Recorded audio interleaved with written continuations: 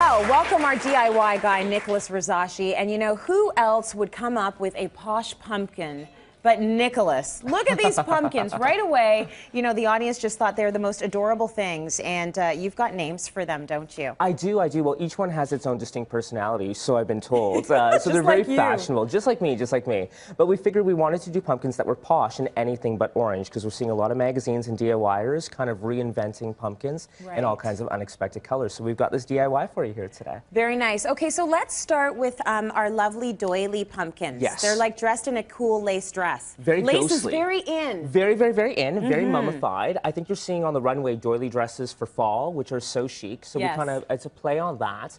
But we've done them with the inexpensive dollar store doilies or your grandma or mom's old doilies that they have at home. They work really well too. You've just got to convince them to let you steal them and never ever bring them back into their home again, right? So ordinarily these are bad in decor, but for this project they're fantastic. So we love them. That's a great use of the old doilies, let me tell you. I okay, think so. these cute ones. So this guy, or this girl maybe, I don't know. Oh, the Funkins. She's bejeweled. Oh, they're Funkins. They're Funkins. And see, the reason nice we did light. those is because they're fake, right? And rhinestones, as you know, at Michael's or the craft stores can be kind of expensive, right? Yes. So we didn't want to put them on a real pumpkin because it's going to get thrown out after a month. So we thought this is like so much longevity, right? We can bring it out next year. And so chic. Very cool. And you know what? You can do this outside. Like we were doing planters on the show earlier this week, but why not pair some of these cool pumpkins with your planter? Absolutely. And then you have a whole little And paint your planters. tableau. If you've got the wrought iron garden urns, give them a cool coating of like purple or black spray paint for Halloween.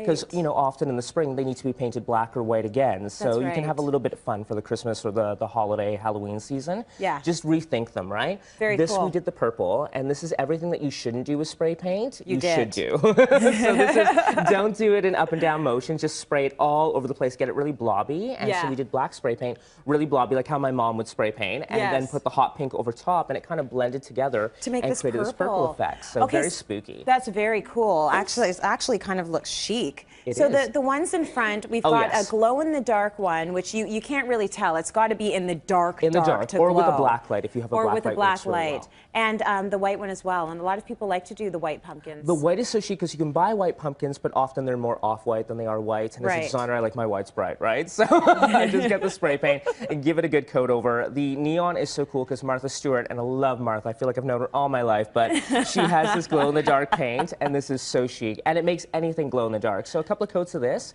expose it to light, turn out the lights, and voila, for a Halloween party. That is very eerie. Cool. Love that, but let's get started. Okay, what are we going to do with this guy? Okay, so here we go. We're going to start with Mod Podge. So Mod Podge is perfect, and this is what makes them weather resistant for the outside. So these can be rained on, so don't worry about them getting wet because they're doilies. So I brushed a little bit on. Do you want to brush some more on? Yeah, sure.